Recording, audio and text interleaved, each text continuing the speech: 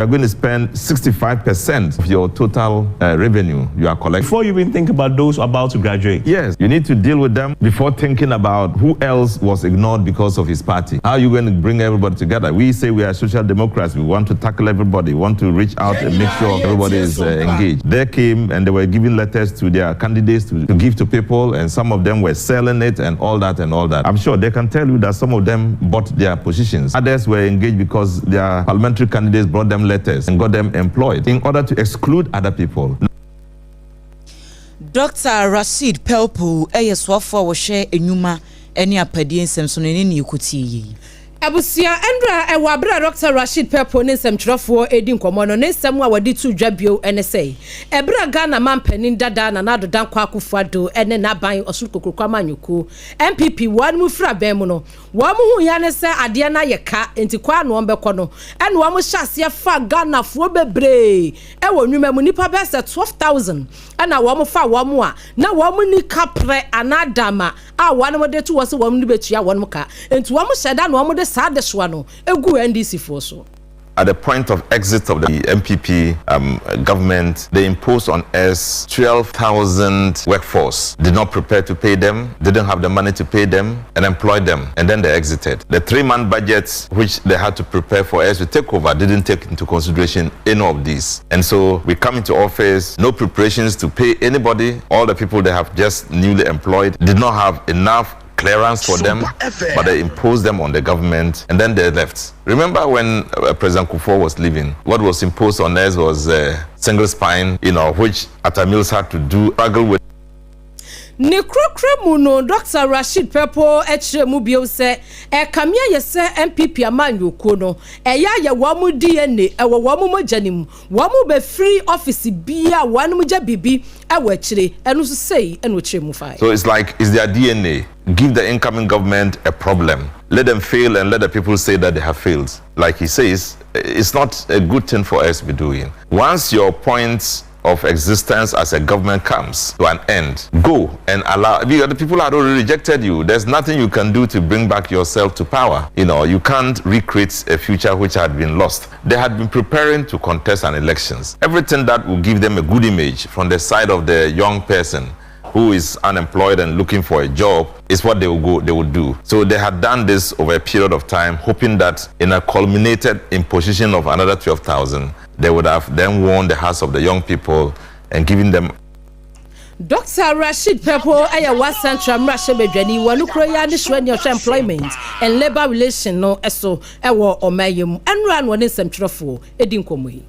Na waswafo abedi eche ya wahwe yesi kasem wonsem so Yera Thomas nyako ampem wode atodwa se aban no hia sika be 12 billion Ghana cedis na watimi de afa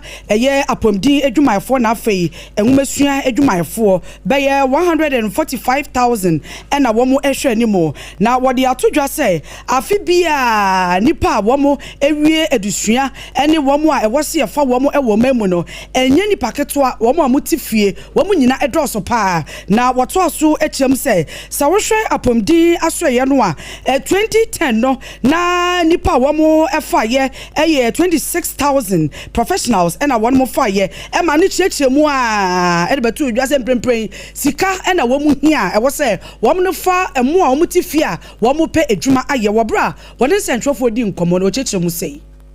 If you look at the health sector, every year from 2019 to date, they produce health professionals of about 26,000. And out of that, only about 13,000 or so are recruited on annual basis. And so since 2019 to date, we have a backlog of about 74,000 unemployed health professionals that are waiting to be recruited. And then in the education sector too, a similar challenge. Annually, those who graduate from our colleges of education and those who do education and licensure and all of that, about 35,000 professionals. And annually, over the years from 2019 to date, we've been recruiting about 21,000 of them every year. So there is always about 14,000 of them who are not employed. Cumulatively, we have a backlog of about 71,000 unemployed education professionals. Nepo kasa ye eyo Owura Thomas Nyako Ampemono eyo soafo abedi etru a wo hwe yesikasem so. Na wosoafo ya wo hye ehumasua ensem so Haruna Idrisu ena kasa edieti ansem bia President Awoda Ghana National Association of Teachers na teku no na nsemu ntem wo beka ye opanyini ya ye ka ne ho asemi Reverend Isaac Owusu na video ye beto montene ya KNUST Assistant Headmaster Senior High School ya na wo miemia school ni baako ya asem no beje ntre ha no na Reverend Isaac Owusu oyenat president nenkasa yemu ene social media so ko posti wo ho se achechefo no ene adesuafo no bebrenu a no oha wo ho se wo bekwa ko miamia suasua ni bi na benye oha de ene se wani je teacher ni hu a wutimi kwakose ne pe na wone na tena bobra pepepe eno na Haruna Idrisu kase honom no kura no se yemfa focus no enko ma ne ho no kura wo ha wo ho sanse ukwa chechefo wo mudwumadie mu a ye obibi a friend code of ethics yade a etiapa. And the president of NAT sought to respond to the unethical conduct going on between teachers and learners. A teacher wanted to take advantage of a learner. It is so unacceptable. And we will sanction heavily any teacher found in any compromising conduct. That does not guarantee the safety and security of the learning environment. And this one, for the laughter of it, but for the significance of it. So in the words of the NAT president, Reverend Isaac, he said if you want to do the thing, do it with female teachers. I'm reminding him that even that will constitute sexual harassment.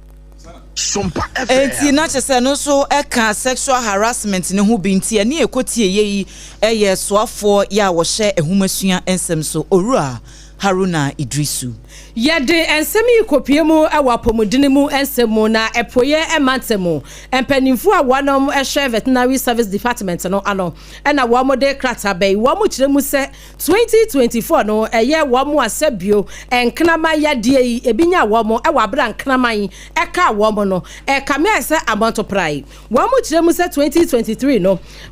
wamu ye adwuma e veterinary service department honom no wamu timi wo empania mako 4968 and one mutra wama shema 2024 no so one war 5916 na afi one wo ya one checks and balances ya no mko hu se adehia mako num na rabies yade bi enya wo na ansa na rabies nso benya wo no na knaman ya sabio wo yade sa rabies ni bi ewa ne so no na wakaw na empanifo kire mu se upiemu ewa nyame krom eno no ewa New Dwaben South Mesni nim afei upiemu ewa donko krom eno so wo Afran Prince North Cross ni bedwane mu a sa enkrotuwa mienu eho pa na wonum enya free opanikasi a wada veterinary service department na no wapoye mantemu eye Dr. Kofi Inti Ejako woni sompa ya mani boni kwabranya akon edi nkomo Rabies ni ya Arabia emu ahodo nyina enkanka na emu ayetani won ti fi se nkaman ni nyamo a tie on camera because nipa ne nkaman kita hodi achepa responsible pet owner oye pet owner was so to me responsible say wa aboa no bebi obede biane obedi so obenum nyina wo say oye de ohweso yi nti aboa na efie ne wo so onya buo bi ma na obede obedem na wenja wa bona mana nante basa ewo area no bu wo so ma aboa de ompe fie tina de bia na ochinda bi oye bebi ama na wo fie na ni beka obetena fie na hwe wa aboa no susu yi unya chen bi de tunu kum ni ade no wa de fie ama yesa aboa no kofa asemba vaccine na de won kan de ne bo nche da nya de na ne de woni pa ne boye de yesa wo aboa ni rura no wo na wo so utu aka ebisa wo na wa aboa ne pani nti ebesere mu a Dr. Kofi Inti Ejako aye penikasi a upiemo ewo veterinary service department epoye mantamu de no wonu ochia wono ano en woni amani boni kwabenanya akon edi enkomo yi na wotwe modo e de beto dwa se basabasa yo bi apagya mu e wo sampa ye no e wo bono bantemo na efa ekomienu a wore mo e wo honom e nam so ama sabasabasa ye epie e wo mo entem na wo bra posifo e ye se wo mo kwakoso ano no etu a na wo mo etu 20 na nam so ama nipa nwotwe a na wo mo posidwuma mu ya wo mo ye se wo mo kwakoso ano no wo mo eprepre mo den ema ye de nipa nwotwe kopie mo e wo abaya sabe e wo sampa na emu ba ko de sanse no we prepare mu odinti no wo mo mane ko komfanoche abaya sabia e wa santimantamo na eno nam so ama Ghana post sahene yera Christian tete yehono eno da wode nsahwe kopiemo e wa komfanoche abaya sabia wo kwakwahwe nipa ba ko a ne ho e ka ye no na wode atodwa se wa ma post adwuma yekuo no empanifo ya wonu ewom meche police management board no ese wo mo enko sampa hono mo na post 4 enson a wo mo ye discharge wo mo e ba wo mo ko fie no sa empanifo enkwahwe wo mo no hwese ne wo mo apom din esi etie na woto aso echem se enhyemdi kese bebe koso e wo bunumantemo ye no aposifo eka ho na nanom otankonya na afa mebu no ene enkrofo ye a wo mo ye empanifo wo mantem no mo e ba bedin hyemu e de afa basabaso ye ekoso na no na woto aso echem se empepa wo ka say wa ma empanifo special weapons and tactics se wo mo enko sampa ho no me na afa phone police unit sa eko mienu se wo mo nko sampa ho na wo mo koma eye adwobrɛw emra wo bra eno okopiem wakofa no che no eno ne central for di nkomoi ye to so ewo ensemfofo emutama aposifo ene de nkrata babonten a wo mo ebo amane se baba wabi anu wadi mfishia no edunkro 19 years a waye hairdresser ya nipa mienu bi ekoto ne mona ewo zenu ene ne mpotem honom no ene aprosifo achise nipa ndi wo makwa kopie mu ama emra na rewo mu pa no wo mu chire mu se September ne da na etoso aduonu enson ewo afia emu ena hairdresser yi wo haya motor rider bi okada yi bia ne efa Nicholas Tete se wonfa no enko afienya na wo nam kwan so no ena Nicholas Tete eto ensafre Joseph Tete se wo mra wo ba ye no ababa wan de wonim de no wo mo ba baye wo mo gie ne husika ya no wo kura 150 Ghana cedis iPhone XR na ekura no wo mo gifra baba wan nsam wo mo wieye en wo mo pen no ko nwura bi mu kan no to ho ya wo mo ne no eda ye sa nipa no emie no na Zeno Atadeka District Domestic Violence and Victim Support Unit eye dofsufo ne yekobo wo mama ne akire nhwehwemu to aso no wo mo hunu se sa amrantie mie no ene di se dwuma no enti ye kokire wo mo a eno ye de wo mo kopie mu ewo gbechire circuit court na prosifo chire mu se her ladyship Eleno Kakra Bans Boche wono netena asem no so a enne emrante ne mienu no ya hye wo mo se wo mo nkonkotwere aban kukum wo mo kɔ na wo mo koye adwumaden emfa ensom aban enti emfihia no edunum 15 years ene ye de amasa emrante mienu enkrata yi ASP Dede Jakpasu wono ene da mansan kitahudie ano ema prosifo a ewotema wono ena nensa ehyasie wasogusu a wutie original ye kase e Sompa 106.5 FM Accra. Yadamu live wo Facebook no so no share honom na wa share ama foforo so enya bia hwe. Yet one sam no eso na GP out to you obi bese bezra ntoso. Na wanom ebo amane wo mo si kamia yese wo mo efra wanom afra mpanifo nyina sen kebe ya. Wanom enhwe wo mo ekrakra spare ka ho pempena de ebe pie wo maimoni antete so no ne nyina aye invade na chese mfa so papa bia maso na afei ena wo bedu pop attendant fo wanchan so wo kobu fango anasefu wala obekọ bia yes ya pagya buom opani e wakasa edema GP out to you ahyenkafo ekabom koi eye Owura Samuel Amoa wo ka kira ban sesa ban anhwe na fango no engina fa ko a wanom ebetoto ahyentiade buom. For the same. If we continue going this way, then it means that at the point it will get to a point where our vehicles will break down and we will not even have money to further. So that is why we are pleading with the government. If they have a way of, holding on to yours or do something to stabilize the fuel cost now, then it will help us. Other than that, for us to continue doing our business, then it means that we have to increase our transport fares.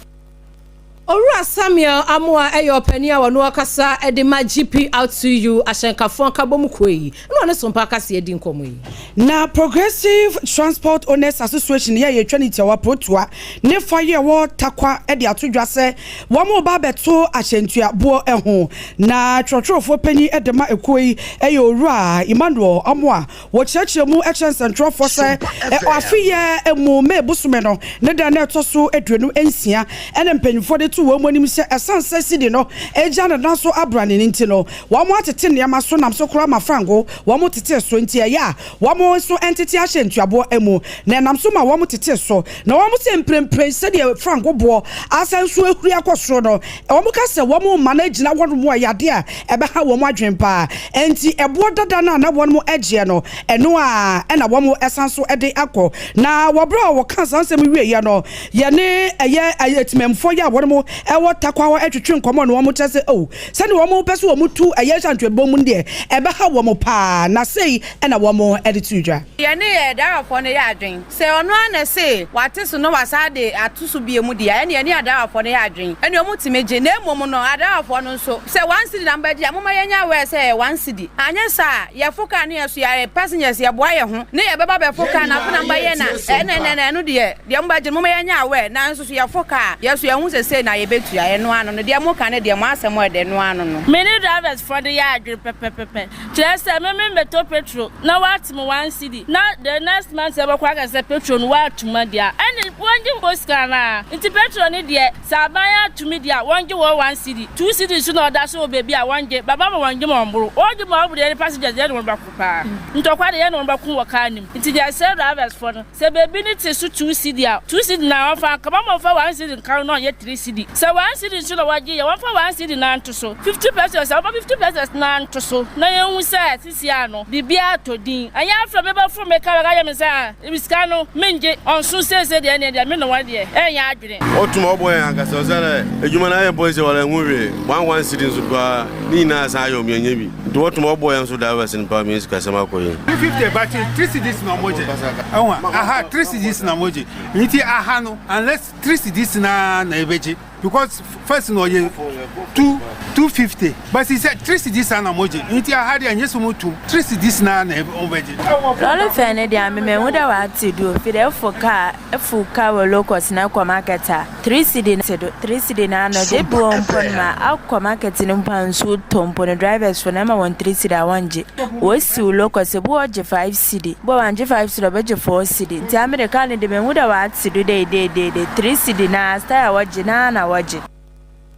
Adishma mani awudo yekotie ye adihye bia womo ewo takwa wobra womo ene yensentre ni ekua twemasi ewo takwa etwetwensa nkomoyi na ye ka sentuade hu asem yi enye adroba fonko a ene womani abre wo ho womo a womtwi motorbikes de womo se womo asem a womo ka ne ye simple eye Motorcycle Couriers Union of Ghana womo na ede nkrata abai womo se womo ka akira ban se aprosifo etu na mo bi wo krom ha womo ni nye ho se adwuma ye bi ni ho no womo ye na se ye delivery ye de nuane ko ye de amanfo parcels ko ma womo ne ade no ni nyina ka ho bi na mo man no ejina na ekoye efa enyuma kwan so na so asesesi ababia motorbike rider bi ya befa no na polisifu stop womo barriers e hu hia ne esisi wo kwan mo ne ye stop wo ebu okura no a yetimeji usika wa ye for the day sanse yesi wa yesi ena wuni we nti wo mo se wo manda woroma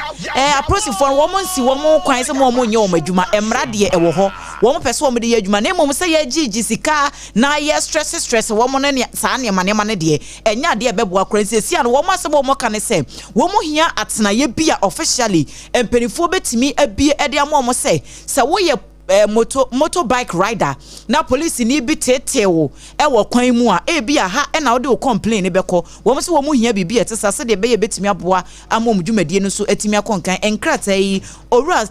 Timothy Abugiri Agengiri wono ene ye chrochrofo panyini ede ema Motorcycle Couriers Union of Ghana wono ena nensa ehesa enkrata yasia yenso yade ne yechire ede ema Sompa 106.5 FM ye pronto breakfast ye bompato odin no sa na mabono etimu amosire wa chire no systematic ne nkrofo ye kaimo ese yabetna hayi eye time heba Mr. 4 ena asomu ene yetimi de nsem no ebremo time heba Mr. se ye nkanchire o say sesi ayentena se emma 3D emma metete ye wonu atu na untumi nidi a eno ebeboa afede bia obeda so na honam nyina ye wo ya general body pains ne ye honkro ne ba ne de time heba mesha etu ase kura e de free ho mesha ne capsules no so wo how e wo junso mu oba na bema immune system aye mre ya yare bia kwakowu a agese wo ba be kra general well-being no time mesha ne capsules ne ye kanfo e de ama oba atumi nom bema so minum emani ye baby etuntu onro bia obenya bi number no eye 0244 417 669 0244 417 669 Tontina 74 ni o T74 no sa na dodo no wa efre no ye na nnom dodo no ana no wo mo hye na wo mo boa mo apom de ho nsam etimi konkan ubehunu obi pa ni fie na kwanimu enso na hoodi ekura no wo ababa wa na abrante ekura wo ni sa hoodi ni bi na eye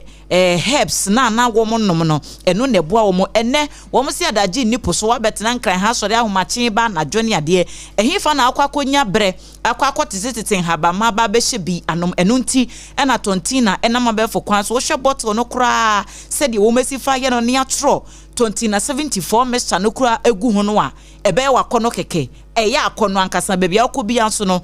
portable obetimi de akọ na we no FDA for agiatum se eye enti mu anyare wa hodo bia beda mo so te se kidney infections liver infections oba ya wa fichiri komu nsam no akwakoye bibie wo honom ya mukro osai bi ene asthma ne sankro ne ba ne nyina no wonya tontina 74 ni bi na wonom a eya de se ebeboa wiye pa okan si drug lane ena fe kumase ashtown kolina keba so ndo so po ye de akwakogu honum number no 0246 073498 0246 073498 and 0501 628931 Promosido Ghana Limited for yada womo say womo na de Yamvita infant cereal aba edwamanso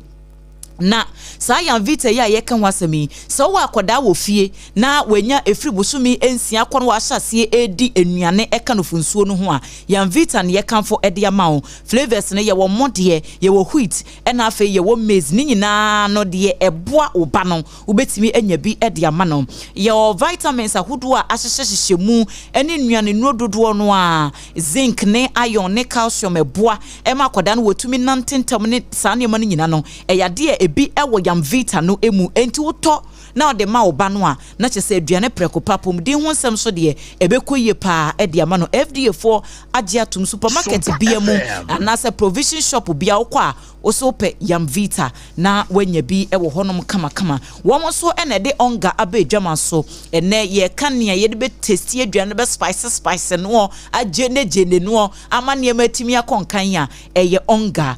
de eye mama's helping hand ginger wom garlic wom niema bebre no a omega 3 ni de keka ho ne nyina ebi ewo mu a unya bi na de no aduane a ekoye shito na wo ye ofro yo enkwan bibia pe onga na fedi wuduma wo madawma ye dane ye ho ye ba ensem a ewachire ene doso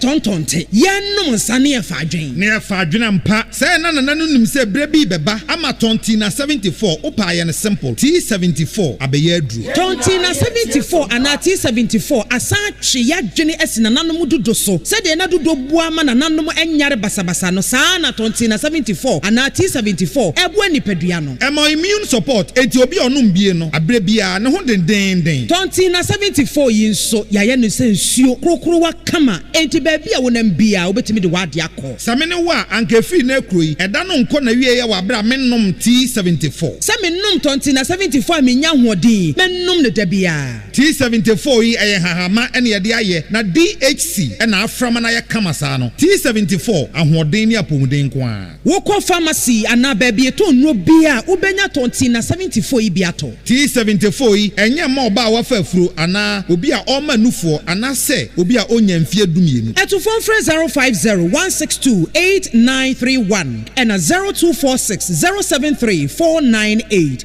FDA agi adwadie nkratoi atom wuntumi nkyerɛ nua wo ba eni peche mu ana de obeda achi nanso ubetumi aboa na manenya apomodin free ne mofrase. Yamvita ye de milk papa bi. Ni nutrivi aye ye nkwada ediane a eye de na ahode a ewo mu no boa mofra pomodin. Anio, impeni for swini chopa.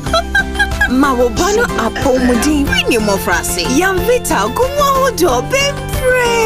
Yamvita, a delicious way to grow. FDA aji ejwedie yinkrato yatum. Endpoint Homeopathy Clinic. Ghana had the obi enim say say prostate. Na baby omutibi ye screening ema hu ni ye etu asia. Na Endpoint Homeopathy Clinic. Anase kidney, liver problem. Wo fa baby ena adjujo. Na de fa ne premature ejaculation no a be ma bi a wo ne wodofo akwakwahia. Asa wo di ne ho agro. Asa wo tonte. Ene ye bra Endpoint Homeopathy Clinic. Na ye moa wo. Ema ne mema mo pa wo. Endpoint Homeopathy Clinic. Wo mo dem fua. Yare bia infections bi ne wo ho. Anase bia wo hwa wo fa baby na adjujo. Kidney problem, prostate de. Endpoint Homeopathy Clinic. Kuma se ubehu Endpoint Homeopathy Clinic. Ewo kronoma boy here. Ena Accra hanso so de. Wo mo gina mu ankasa. Ewo Spintex bebre friend share signboard no. Hudru na ubusasa wo pe Endpoint Homeopathy Clinic. Obia ebechro. For Endpoint ewo 0244867068 and 0274234321. Endpoint Homeopathy Clinic.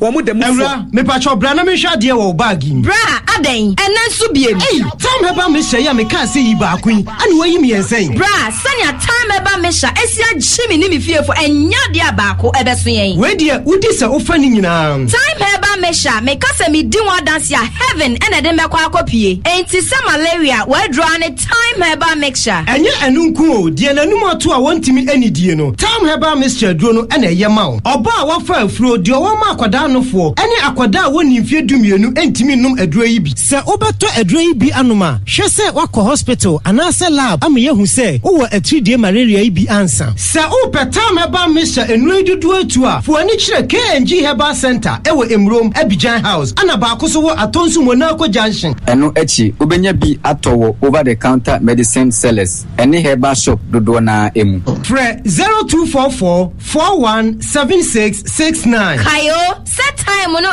TIME time herbal mixture afi malaria fever bi adani ziba ewo munu betu akọ. FDA aji ejwadi nkratu yi atum.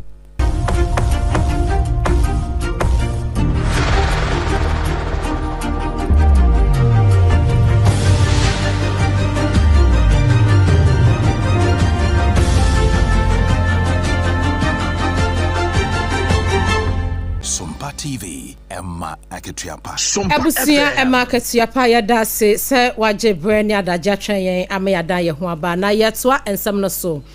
Ni oyikwe otu eye openia na oprese enkane wo meye Chief Justice Mami Gertrude Araba Isaba Sakitoko no wanu betumi akokodene ede ata nachi na sen ena openia wo no enkane no oye Auditor General Daniel Yawodomlevo ebeka ensem bi se krata na se document ya ni ayikwe otu ede ba ye committee ya wanu mte ya wo mtina se na wo mo hwehwe enkane Chief Justice Mami Gertrude Araba Isaba Sakitoko no nsem no kamia ese na document no wanom afogiu bi ewom na ensem yi ebeda montene no na ni ayikwe otu wono so aba montene abechiremu ekoti article 71 office holders wanom amamre wanom dibre ene sede wanom yi omunwuma fa wachiremu say sa a document ya wode koye no na ye krogen na onfremu na afei wamo sesa ahwe emfirimu nsem sompakase ento asomo. As for the warrant, we all saw it when the president gave it to her, but that does not contain the conditions of service. And she had to prove why she traveled and to say that this is the that was given to her. So why Dominic because it's a crime auditing where he should have an eye for wrongdoing? The standing is that he hasn't got these experiences. If only he was not doing political, why having exposed them that they did a shoddy work. Whether as a result of that, they are now trying to find some face-saving measures. Ni ayikwe otu eyo wopani ana woka empanifo a womopre se omampani ebeboa na Mami Gertrude Araba Isaba Sakitoko no na ka na konwa no asaka ne sanso amfoi eno no so abeyi nsemu a ora Yawodomlevo ekire mu se enokra bia enim no. Na enrada ena dwemtene edema MPP amanyoko no ewa Santimante mo Yera Bernard entry boy siakon ya dodo na friend chama wontumi ekopie mo ewo CID wo mo asoye na nyina F5 fomagudi a wotu a ebi mo echese woni tumi kase wo se wotu efomagudie ene akonta mining ekuo na wono no ewo no na no enam soma ene ya make say wo mo ema the base ka wo me de tu ne chiso no wantumi enya nti no enrada wada Emma Dietchen na essential for any legal team member Edema Wuntumi Eyorua Enoch Afakwa Ejutwe Nkomo Amani Chemusi. We are grateful to the court and grateful to well wishers and well-meaning friends and lovers of Mr. Benedict Chibosia Kochema Wuntumi who have elected with their properties to stand as surety for him, and we intend going back to the court, attend to the registry of the court and ensure that the needed administrative procedures are duly followed in order to ensure that the liberty of our client who is in custody now awaiting the execution of the bail bond is restored. Nibokasa ye ora kafo kwa wono wuntumi legal team member ne de nekotie no ye de kase bono ekowiemu ewo amanone na mayor ya womo ato abayi no nansemu a ewo Western Germany na abeto dwase nipa binum akwo ne sekan kowiase we prepre mu odin pa ewo no ankasa ne fie se dia prosifo de amane bono ebaye no Iris Tolza edivisia no aduonum enson 57 years wono eni mayor ya ye kan ho asemi na no wo ka member edima Center Left Social Democratic Party ho no wo mu kiremu se nansemu ntemu September no emu na wo bedi ni dibrese mayor na ye obi anim adekora ba ye eni nipa kora wo koye saade no enso ye kasa di aprosifo ya ewo Germany ho wo ma yire hwehwemu dankran ewo ho no musanse wo mo motia ban mu abeka se asemi ya asi adi ehu buo pa na abebo mayor na busuafo ne wo mo wo aban no emu no enti adaworoma aprosifo enso asem ni mu ese de beya hwehwemu ebekoso na wo mu a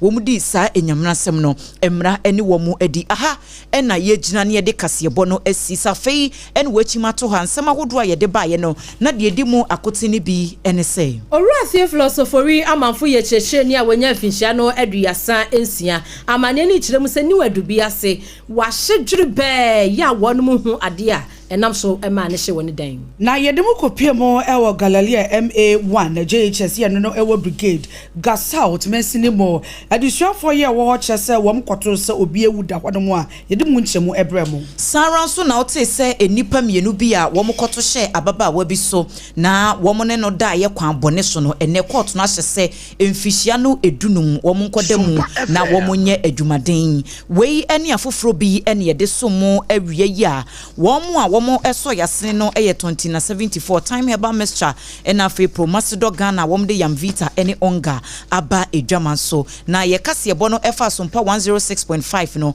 efa ya affiliate ahodo ye wo mei emu kumase afei takwa de techiman sunyan kranza doma ene ye social media platforms ahodo no nyina eso ye de nsem no ebremo akenkanfo ya wote ye nka awie Adwoa Asare Enemidin mene Abena Badu Adepa Kofi enafe Obaapa nana ya keche ni ye ka mo se nyame yadom awie ya commentary Ghana wo mo ebo enu nti Sompa ye de commentary no ebebremo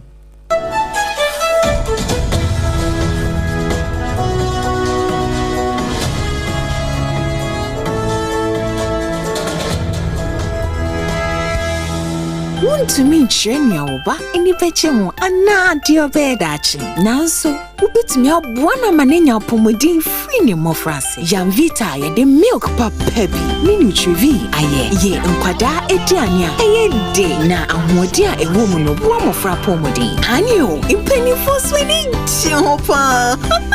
mawobano apomodin free ni mofrase Yamvita gumo hodo bebre